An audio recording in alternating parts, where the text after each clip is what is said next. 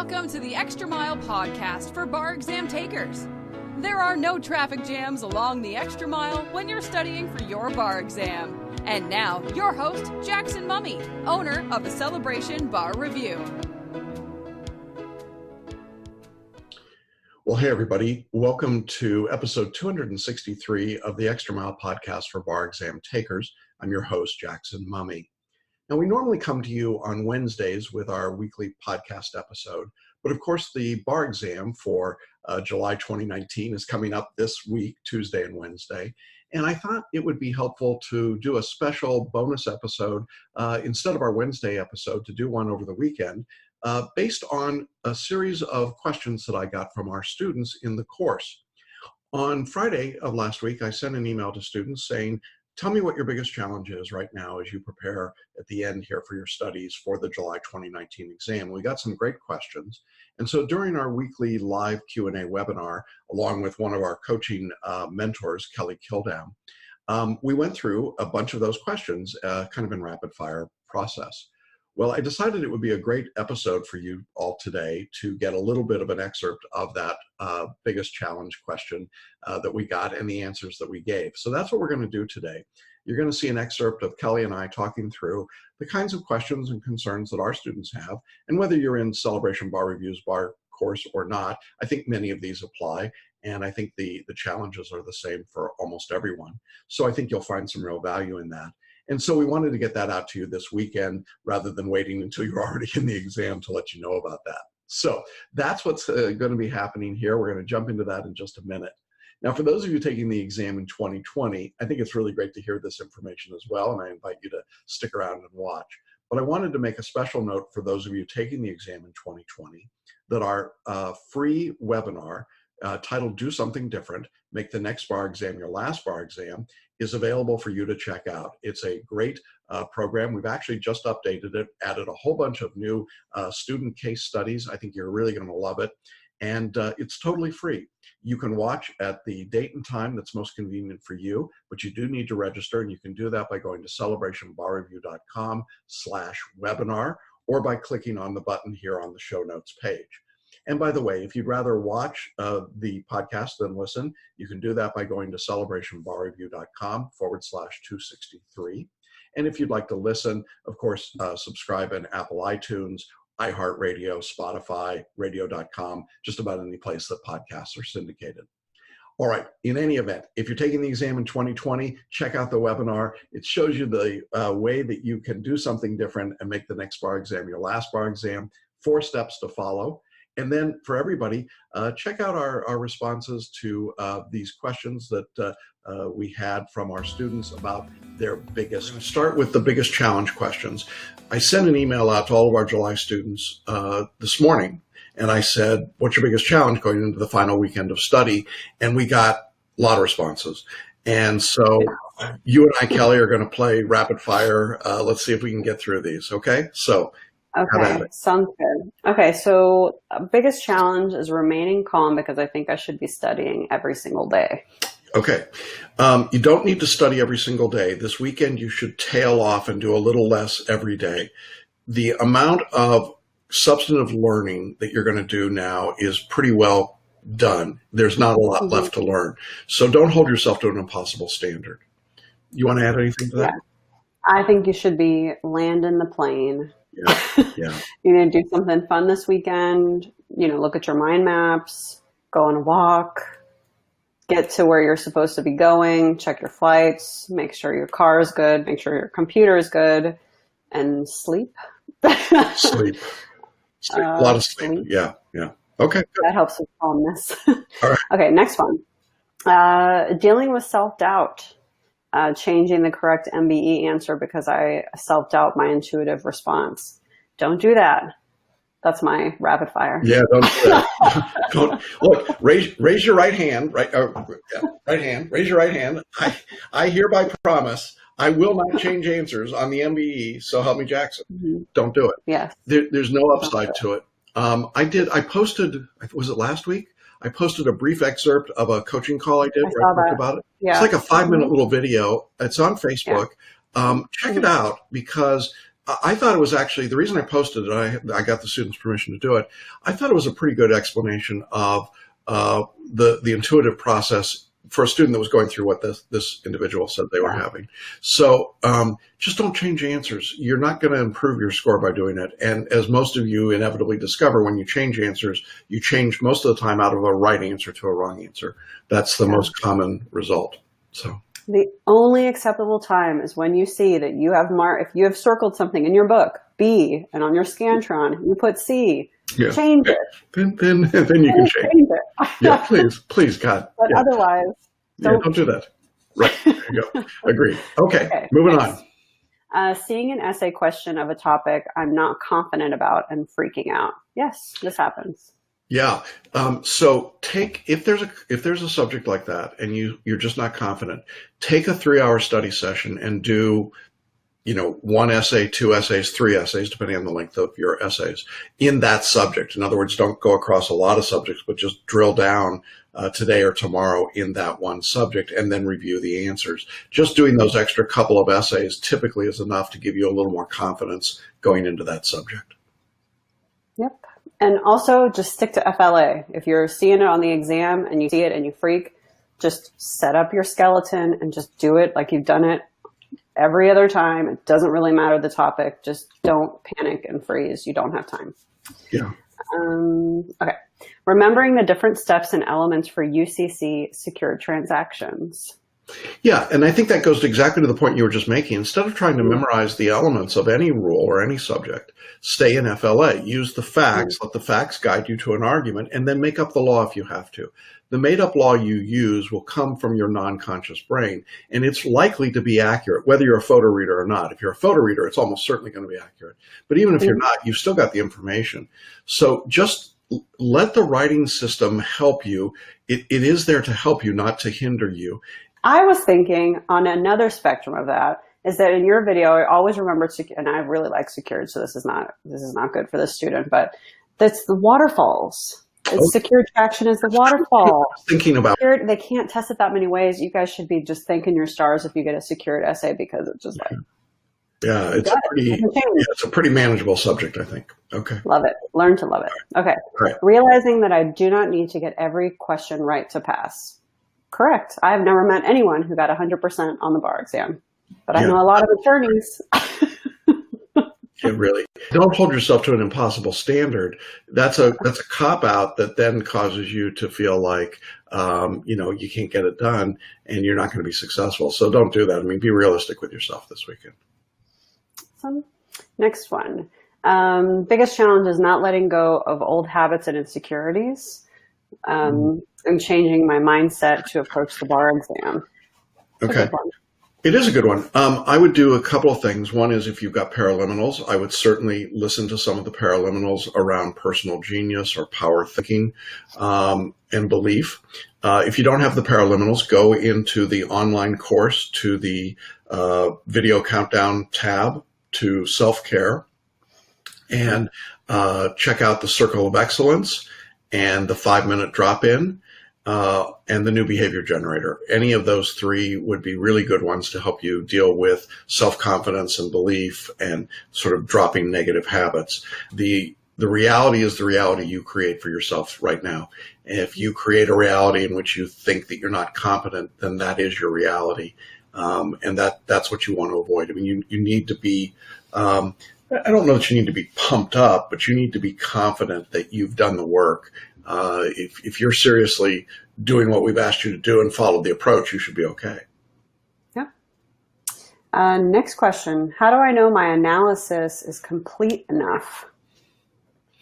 Well, you don't know, but if you're following FLA and you're making an argument on both sides of the dispute with the law and then reaching a conclusion and explaining who wins and why, that's pretty close to giving you the analysis you need.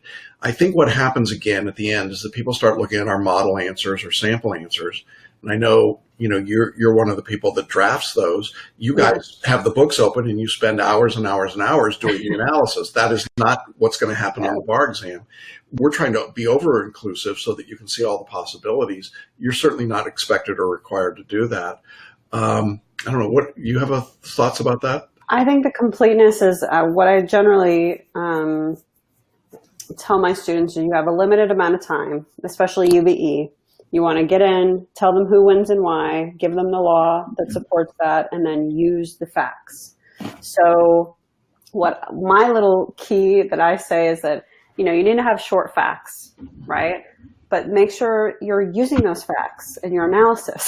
So kind of one of those things that you could self-check is to see, did I use all these facts that I used in my fact paragraph down in my analysis? And then you would be complete. Because obviously you picked out the facts that you thought were important. So if you're not putting them in your analysis, are they that important? That type of thing. Yeah. So Yeah. that's kind of one of my little cheat sheet things that I tell my students. My legal analysis is sometimes different than the materials, but I have verified my analysis is correct. Okay. Will the grader recognize the law outside of the outlines? Sure. I mean, if you're not too far out of the box, if you're not being a smartass, if you're not saying, well, in New York, the way we would do it, even though you're down here in Florida, or in real life. Those things don't play very well. But generally speaking, remember the writing style is here's an argument, here's the law that I'm paraphrasing as I understand it, here's the other argument and the other law. I tend to find that there are people, though, that try to be too clever by a half. Just answer the basic question. It's not a write-on competition for law review. And I think sometimes we get into that mindset that we've got to be the smartest guy in the room to be successful. That's not true. Just answer the question they've given you. If you have a slightly different take on the law or the analysis, that'll be okay. But if you did that across all the essays on every topic, well, I think at some point that probably would come back to bite you. But if occasionally they're in your practice area or your field and you see something, write about it. I mean, write about what you think is in dispute. That's the bottom line. Yeah, agreed. Balancing last minute review prep with the need for rest. It's very hard to stop studying, but I also don't want to be mentally tired going into test day. Yeah, go ahead. So like we said at the beginning, I mean, you need to be winding down, reviewing mind maps. That'll help you feel like you're still doing something, but you guys need to relax at this point. Maybe this weekend you could do an OPE or something like that to keep fresh. You should always be doing kind of multiple choices to keep fresh. But as far as essays and MPTs and all of those things, that's going to really drain you moving into the exam. So just kind of be sparing with that. I don't think you should be having any 7 to 8 hour days this weekend. Yeah. What's your take on that? Yeah, I don't think so either. I would certainly set your bedtime tonight for the time that you're going to go to bed on Monday night and Tuesday night and Wednesday night if it's applicable. And that may mean that, you like to study at night or you're a night owl, but you really got to change your time frames now. And get on the right time schedule. That also means if you're changing time zones this weekend, get on your new time zone right now. Sleep matters. Sleep counts. And I know there's a guilt feeling that if I'm sleeping, I should be studying. Not necessarily. If you've been doing your work all along, don't feel guilty. You're going to need all your energy on Tuesday, Wednesday, or Thursday. Sleeping is an okay thing. Yeah, exactly. Okay. Biggest challenge is lack of confidence. Even studying, following the syllabus, and being focused, I have the impression that I'm not so prepared. It's causing me to overthink and changing right answers to second best ones. Right. Well, again, if you've got the Paraliminals, Belief is a great Paraliminal to listen to. The self-care videos are good for that purpose. I think this self-confidence that then becomes self-doubt, that then becomes changing answers or, trying to write essays a different way or doing things differently at the end. Everything that we've tried to tell you to do is to stay the course, to do things consistently, and to expect success on the weekend. Part of the challenge here is that the general assumption is that all bar takers are stressed out and miserable and unhappy.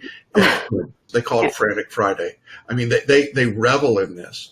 And I know that creates this sort of sense of I should be doubting and unhappy and so on and so forth. You don't need to feel that way. It's not necessary. It's a self-induced circumstance. And I think you can simply choose to say, I just don't feel that way. I know I've done the work. I'm going to be successful. Agreed. Okay. Trusting that the recall will be there when I need it and not letting myself be fooled by answers that sound good. Yeah. Spontaneous activation is the process by which something comes into your world and it sparks the recognition, the moment of understanding. And we all have spontaneous activation all the time. We see something, we hear something, somebody says something in conversation, we go, oh, I know something about that. That's spontaneous activation. If you're a photo reader, you've been using intentional activation through mind mapping and skittering and super dip and rhythmic perusal and so on. If you're not a photo reader, you've been getting active intentional activation through lectures and question practice. So it's there for you. When you get into the exam, as long as you stay comfortable and calm, it will happen, just as it's happened in practice. Where people get in trouble on the exam is they get to the test and they tighten up. They shut down all of the flow. They get out of the zone. And then they start trying to figure out things. And of course, there's no way to figure it out because that isn't what you were doing in practice. It isn't where the information resides. And so there's nothing being activated. So you simply, when you start to have that problem, I would just, wherever it happens, whenever it happens, close your eyes, take 3 deep breaths, relax 3, relax 2, relax 1. At 3, you're relaxing your body. At 2, you're relaxing your mind. And at 1, you're in what we call a ready state. It's just picture a plant, a flower, something that's in full bloom, that's attractive. And that is the state of receptiveness that you want to be in. And that's going to allow the activation to happen spontaneously as you read the questions. I think that's, really good. I think that's just kind of a relaxing way to look at everything, for sure. Yeah. And avoid the drama and stay in your own lane. And, the podcast this week was 10 things, last minute tips. And I talked about a lot of those things. So you might want to check that one out. Next challenge, how best to use my remaining time efficiently and tactically with respect to what I see as my weakest or most deficient areas. Yeah. Well, do some essays, do some practice questions in that, but don't overdo it and don't try to do everything. Just do a little bit and get yourself a little more comfortable. Don't try to do all of property. Work on the parts of property that you might not know as well. Right. I mean, and don't exhaust yourself this weekend. For some of you, it's still relatively early in the day on Friday, but don't exhaust yourself on Friday, Saturday, and Sunday and Monday so that you've got nothing left when you get to the exam on Tuesday. Take it easy, land the plane, as Kelly said, rather than trying to take off. You don't need that kind of thrust and energy. Try to just bring it in nice and soft. Biggest challenge is making sure that I'm continuing to believe in my intuition. Yes. Yeah. I think that goes along with the confidence too. That we've been talking about. The next one, same thing, trust intuition on MBE. Let me just say this about the selective intuition. We've always had that as a subtext of the way we had people answer questions. And then I got more explicit about it probably a decade ago. And then increasingly over time, as we developed mind maps, we did more with photo reading. I had more experience of working with people. I made it a bigger and bigger part of the course. And every exam now, Kelly, I think you probably have seen this too. We see more and more people going, wow, I can't believe how many questions I'm getting right when I'm using that intuitive approach. It is probably the biggest game changer on the MBE that I can think of. And it's an all or nothing. You can't kind of intuitive, you're intuitive or you're not. You're either trusting the system or you're not trusting the system. And frankly, if you're not trusting the system, I don't know what you're going to fall back on unless you've been memorizing on the side. So trust the system. It will work. And when you want to know why people got these amazing jumps in their scores, this is why. All the things that you've done now come to fruition by just letting your genius mind work for you and trust that that's going to happen. Mm-hmm. Exactly. Biggest challenge is writing out Florida essays. Amen. Yes. Yes. So to keep it together, they're pretty chunky. I mean, you have an hour for all 3. But my biggest piece of advice for the Florida essays is just keep your timing. Keep your timing. They're always just throwing out random things, and you want to make sure you have the stamina left for the third essay. Generally, in my experience, they've had the third essay be a little bit shorter or moderate because they know that you might spend more time on the first two and then not get to the last one. Yeah. So just watch your timing, stick with FLA. Don't get caught up in the crowds. There's a lot of people at the Florida exam because there's only one location. And they're going to be done before you know it. It's the first thing you do. Those first 3 hours are going to fly. And then you're on to the Florida multiple choice, and then you get to go home. So it's easy after that first 3 hours in Florida, in my view. I mean, you slide through the afternoon because you're doing intuitive answering. It's going to take you way less than 3 hours to do those questions. If you're intuitive, you got a shot. Everybody else is struggling and crying. And then just try to avoid the meltdowns that everybody's having outside the test room on Tuesday afternoon. I mean, it is bad. I mean, it is bad. And then you walk out and go back in, and Wednesday you just do what you've been doing in practice. And it's really, I'm not trying to make light of it. It's just not that hard after you get past Tuesday morning.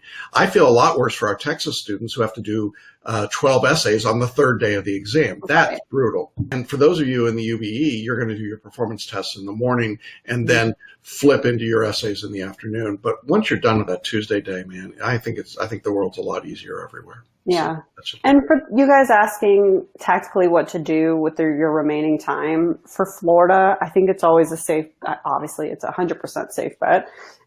Just go over Florida multiple choice, crim and civil procedure, because it's going to be on there. So that's something you can make yourself feel better about, and it's going to be there. So good use of your time. Yeah. Okay. The challenge is accepting that I have all the resources I need to pass the exam. I keep wanting to find other ways to learn, but then I remember your consistency and habit talk. Well, yeah, I mean, I appreciate that people want to find new ways to learn. You happen to be in the course that's by far the most progressive learning structure of any bar review in the country, by far. There are other people that are better marketers, but nobody's got better teaching. So you're getting everything you can get. You need to rely on that and trust it and trust in yourself, and I think you'll be fine. But I think just the self-awareness that somebody would say, I know that I've got to do that, means they're probably okay. Mm-hmm. Awesome. Staying calm to get through, to get a good night's rest and not worrying, which is paraliminals all the way. We've talked about paraliminals. Paraliminals, man. Sleep deeply, wake refreshed, not relaxed. Wake refreshed. Wake up. That's a great one. Yeah. Wake up. Yeah. Terrific paraliminal. So would do that for sure. And staying calm. Don't take drugs. Agreed. Yeah. Next one. At this point, eliminating any self-doubt and resting assured that I will be able to recall the rules on demand when needed. I'm where I'm supposed to be with my MBE performance. And so this weekend, I'm trying to just solidify that mindset. That's nice. Yeah, I think that's right. I think that's exactly what it is. And, if you've been doing the work and you've been in practice, you've been doing essays and performance tests and multiple choice questions, there isn't much more to do, so let go of it. Go to the movies, get a massage, spend time with your family, do all the things that Kelly was talking about in terms of preparation to make sure you're ready, logistically, but really just let go of it. There is what you will get accomplished substantively between this moment, 3:30 Eastern time on Friday afternoon and Tuesday morning at 8 a.m. is relatively minimal. Mm-hmm. I'm not saying you won't get smarter, but not a lot. And, and your competitors, if you will, the people in the big box bar reviews are spending this weekend cramming. They are going to be exhausted on Tuesday because they are working under the assumption that they're going to learn a whole lot in the next 72, 96 hours. And we just know that's not true. It's a myth, and the bar exam companies know it's a myth, and they're happy to let them do that because it gets them off their backs. So, don't fall victim to that. No. Biggest challenge is reviewing my answers and starting to get nervous again and not really knowing why. Yeah, I don't know why either. You review your answers. I would take this approach. Every time you see a wrong answer, you figure out why it's wrong and you say, well, that's one I won't miss on the exam. Yeah. Right? I mean, Positive mindset. Yeah, I think so. Okay. Next one, following the process of FLA and intuition on the MBE, and not falling back on flashcards as well as canned outlines. That's good. I mean, if you're falling back on flashcards and canned outlines right now, you're screwed. I mean, I'm sorry. If you're in this course and you're doing that, you're in trouble, because we have done nothing to prepare you for that. So, that ship sailed a long time ago. And I think now you have to just say, it's good, I can do it, or it's not. I mean, there's no straddling the fence here, I think. Okay. Am I being too harsh? Am I being too harsh when I say that? I hope not. No, okay. I don't think so. The last one is the biggest challenge is believing that they can pass. Yeah, that's always the biggest challenge, isn't it? Yeah. I think picturing yourself passing, picturing the world that you want, the way that you want to be, picturing what this means to you is important. But I think it's also important to recognize that if you don't pass, the world will not end. You'll still be there. You'll still be able to get at it again. Sometimes the journey takes more effort and more times, but it's worth it. I've never had anyone who, when they passed, said it wasn't worth everything I went through to get there. Even I'm thinking about Glenn Winter, took the bar exam 26 times before he passed. And I said, Glenn, was it worth it? I mean, really? And he said, oh yeah, absolutely. Absolutely. It was worth it. So believe that you can do it. That's important, but also recognize that this is not life and death. This is a big test. It's an important test, but don't put unnecessary pressure on yourself. You just don't need to do that. Just do the best you can do, then leave it all there and let the examiners do their job when it's all done. I mean, look, you've studied, you've put in the work, trust yourself, believe that you can do it. I wanted to say this generally to everybody. I don't know why, but I've been thinking a lot about the Wizard of Oz this week. And you remember the penultimate scene when they all come back to the wizard, and you recall that they kill the Wicked Witch, not because of any particular plan they had, but by accident, that in the moment, spontaneously, as they try to put out the fire, I'm telling you more than you want to know about the scarecrow. They try to put the water on the scarecrow, and they miss, and they hit the Wicked Witch, and she melts. That was never their plan. They didn't have any idea. It was just in the moment, spontaneously, they activated and did something, and then they got the goal accomplished. And now they go back to the wizard and they say, well, what now? And the wizard says, well, you always had the skill within you. Scarecrow, you're the smartest person I know. And Tin Man, you're the kindest person I know. And, Lion, you're the bravest person I know. And Dorothy, you could have gone home anytime you wanted. And Dorothy looks down in her sweet innocence and says, well, how could that be? And he says, those ruby red slippers you've been wearing the whole movie. All you had to do is click the heels together. Yeah. And I think there's an awful lot of truth in that for bar takers. You have the intelligence. You've had it all along. You have the courage. You've been doing this. You've stepped out to take the bar exam. You have the kindness of heart to want to be in a profession that's really about serving other people. And you've always had the ruby red slippers. You've always had the chance and the opportunity to show what you can do. You just have to click your heels and say there's no place like home. Some of you get so frightened of the moment. You look at the Wicked Witch of the bar exam and you think to yourself, I can never defeat that. And yet in the moment of really greatest intuition and greatest spontaneity, that's when you beat the test. And so some of you are sitting there in terror of this thing you don't need to be afraid of. The worst that happens is you go to the exam next week and you fail. That is the worst. And I don't want to make light of that. I don't want to minimize that. I know I have spent far too many hours in my life consoling people after those results came out. Case in point over here. And yet the moment occurs when they pass, when they get there, when they make it happen and they realize what they've accomplished. Don't give up on your dreams at the last hour because you got scared. Don't give up because you've forgotten that you're wearing ruby red slippers, or that you have big ears and you're Dumbo, or that you're the Scarecrow or the Lion or the Tin Man. You have that ability, and all you have to do is trust in your own capability to make that happen. And so that's really the message I want to leave you all with today, is that that's what you need to do in order to pass. Don't defer. You don't need to defer today. The people that should be deferring are the people that haven't been studying for the last month, that know that they weren't going to take the exam, and they just wanted to make sure they didn't miss anything that we would say in this last month, and that's fine. But if you've been studying and preparing, go in and make it happen. Well, there's no place like home. Click your ruby red slippers together 3 times and remind yourself of that. I hope everybody taking the exam next week has a great exam. I hope it goes really well for you. I hope that you remember all the things that you've been studying and learned and put it all to great use on the test.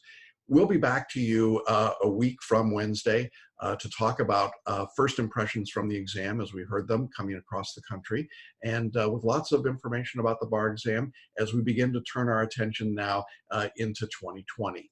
And again, reminder that we've got the free webinar, Do Something Different, Make the Next Bar Exam Your Last Bar Exam. It's totally free. You can watch at the time and day that's most convenient for you, but you do need to register. So make sure you go to celebrationbarreview.com/webinar to reserve your free seat. All right, everybody, that's it for this week. Have a great weekend. Hope it goes well, and good luck to everybody on your July exams. Bye-bye. Thanks for listening to the Extra Mile podcast for bar exam takers at www.celebrationbarreview.com.